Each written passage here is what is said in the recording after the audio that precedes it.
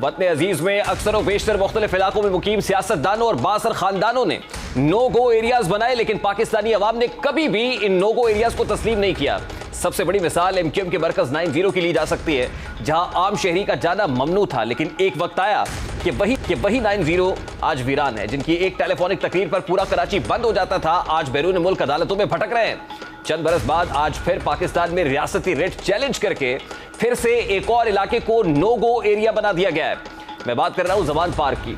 Zaman park में कुछ मखसूस सहाफियों और PTI कारकुनान का जाना आज ममनू ठहर चुका है। इस इलाके में मुकीम दीगर शहरियों की जिंदगी अजीरन बन चुकी है। जमान पार्क से मुत्तसिल मरकजी शाहराह पर अब बाकायदा चेकिंग के बाद ही गाड़ियों को गुजरने की इजाजत दी जाती है, और यही शहरियत ये काम कर रहा है। गलती से अगर कोई पुलिस गाड़ी रास्ता भटक जाए तो इसमें बैठे एहलकार और गाड़ी को निशाने इबरत बना दिया जाता है। मुखालिफिन जमातों से ताल्लुक रखने वाले कारकुनान से जानवरों से बदतर सलूक का उनको निशाना बनाया जाता है। सोशल मीडिया पर ट्रोलिंग के जरिए से रियासत मुखालिफ ट्रेंड चलाए जाते हैं। जमान पार्क के महल में बैठा शख्स बज़ाहिर तो खुद को जमहूरियत पसंद, रियासत मदीना का दाई और फिर पुरअमन एहतजाज का लंबरदार बताता है, लेकिन उसका अमल उसके कॉल ऑफ फेल की नफी कर रहा है। साहिर लुधियानवी का मशहूर शेर है कि जुल्म फिर जुल्म है, बढ़ता है तो मिट जाता है, खून फिर खून है, टपकेगा तो जम जाएगा। अब वक्त आन पहुंचा है जब जुल्म इस हद तक बढ़ चुका है कि इसे रोकना हर सूरत जरूरी हो चुका है, और रियासत इस मसले की संजीदगी से निपटने पर गौर कर रही है, जिसकी वाज़ेह मिसाल निगरान वज़ीर आला पंजाब सैयद मोहसिन रज़ा नकवी की प्रेस कॉन्फ्रेंस से मिलती है, जिनका कहना था कि मुतादिद मौके पर तशद्दुद के बावजूद पुलिस को पुरअमन रहने का कहा, लेकिन यह नहीं हो सकता कि फोर्स पुरअमन रहे और आप उन पर लाठियां बरसाएं, बहीमाना तशद्दुद का निशाना बनाएं। यह नहीं हो सकता कि पुलिस को कहा जाए कि मार भी खाए और काम भी करे, ये तो मुमकिन नहीं है। अब rate of the government establish होगी और पुलिस की तरफ बढ़ने वाले हाथ को तोड़ दिया जाएगा। निगरान वज़ीर आला पंजाब क्या कह रहे थे, जरा उसकी एक झलक आपके सामने रखता है।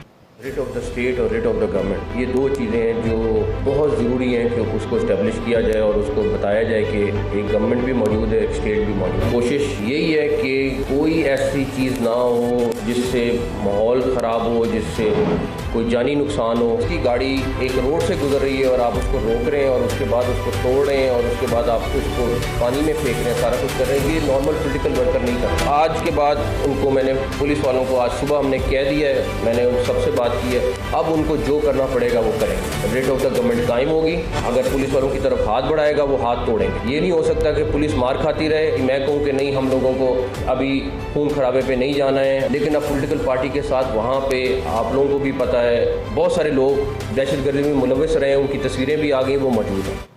वज़ीर आला पंजाब सैयद मोहसिन रज़ा नकवी की प्रेस कॉन्फ्रेंस में एक और ऐलान इंतहाई अहम था, जिसमें उनका कहना था कि तमाम वाक़यात की तफ्तीश के लिए GIT बनाने का फैसला कर लिया और तमाम हालात से मुताल्लिक इलेक्शन कमीशन को भी रिपोर्ट भेज रहे हैं। ये गवर्नमेंट ने कि GIT बना दें, जो आज हम उसका नोटिफिकेशन कर देंगे, इन सारी चीज़ों की इन्वेस्टिगेशन करेगी, उसमें वो तमाम लोग शामिल होंगे जो एक GIT में शामिल होते हैं। आज हम इलेक्शन कमीशन को भी एक लेटर लिख रहे हैं, ये सारी एक्टिविटी जो पॉलिटिकल एक्टिविटी से हट की हुई है, उस सारी चीज़ की डिटेल हम इलेक्शन कमीशन को भी भिजवा रहे हैं। वज़ीर आला पंजाब की जानिब से कशीदा सूरत हाल से मुतालिक प्रेस कॉन्फ्रेंस और उसके बाद इलेक्शन कमीशन को भी इस मुतालिक आगाह करना इंतहाई अहम है, क्योंकि इस सियासी कशीदा सूरत हाल में जहां पुलिस और कारकुनान आमने सामने हो, वहां एक पूरे सूबे में अमन व अमान कायम करना तो दूर, एक जलसे की सिक्योरिटी इंतजाम करना भी इंतहाई मुश्किल दिखाई दे रहा है। PTI ने ऐसा माहौल पैदा करके खुद अपने ही पाँव पर कुल्हाड़ी चला लिए। दूसरी जानिब कुछ अरसे की ब्रेक के बाद एक बार फिर PTI लीडरशिप और कारकुनान ने मुसल्लह अफवाज के खिलाफ गलीज प्रोपेगेंडा शुरू कर दिया है और बाकायदा मनसूबाबंदी से एक मुहिम चलाई जा रही है। यह मुहिम अंदरून और बैरून मुल्क दोनों सतह पर जारी है। इस मुहिम में सिक्योरिटी इदारों के खिलाफ भरपूर प्रोपेगेंडा किया जा रहा है।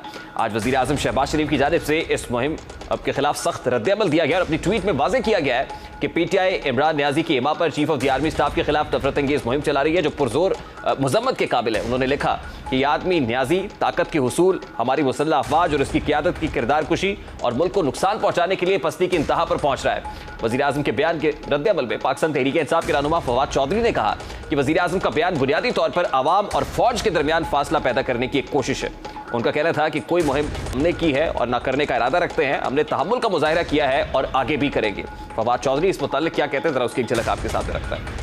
इंसाफ ने ना तो कोई कैंपेन की है आर्मी चीफ के खिलाफ, ना ही करने का इरादा रखती है, और हम उनका एहतराम करते हैं और हम उनसे तवक्को करते हैं कि वो पाकिस्तान को सियासी तौर के ऊपर नॉर्मलाइज करने में अपना किरदार अदा करेंगे, खसूसन इलेक्शन कमीशन के साथ ताउन करें ताकि इलेक्शन हो। इसके बाद इमरान खान ने अपने खिताब में भी ऐसी ही बातें दोहराई, लेकिन साथ में ये इल्जाम भी लगा दिया कि हुकूमत की जानिब से उन्हें इस्लामाबाद में कत्ल करने की साजिश रचाई गई, इसीलिए उनको अब वीडियो लिंक पर पेशी की इजाजत दी जाए। उनकी इस प्रेस कॉन्फ्रेंस के रद्दअमल में आज मुस्लिम लीग नून के रहनुमा एहसन इकबाल और जावेद लतीफ ने सख्त रद्दअमल दिया और कहा कि आज मुल्क में निजाम अदल गिरता हुआ दिखाई दे रहा है। आला अदलिया भी एक शख्स के आगे बेबस नजर आ रही है। क्या कच्चे के डाकुओं को कल ऐसी सहूलियात मैसर होंगी? अदालत उज़्मा और अदालत आलिया हैं पाकिस्तान की, वो भी इस शख्स के आगे न सिर्फ बेबस नजर आती हैं, बल्कि ये शख्स अपने दबाव के जरिए इन अदालतों से अपने पसंद के फैसले लेता हुआ नजर आ रहा है। जिस तर्ज अमल का हमारी अदलिया ने हजरत इमरान नियाजी साहब के लिए फराख दिली का मुजाहरा किया है, पाकिस्तान का हर शहरी उसी फराख दिली का हकदार है। क्या कच्चे का कमांडर जो है डाकुओं का अगर अदालत से बेल लेने के लिए जाएगा तो उसको ये सहूलत मैसर होगी कि वो गाड़ी में बैठ के हाजिरी लगाए, या जो नया कानून आया है बायोमेट्रिक का उससे उसको इस्तिस्ना हासिल हो? ये सिर्फ सहूलत जमान पार्क के कमांडर के पास होनी चाहिए।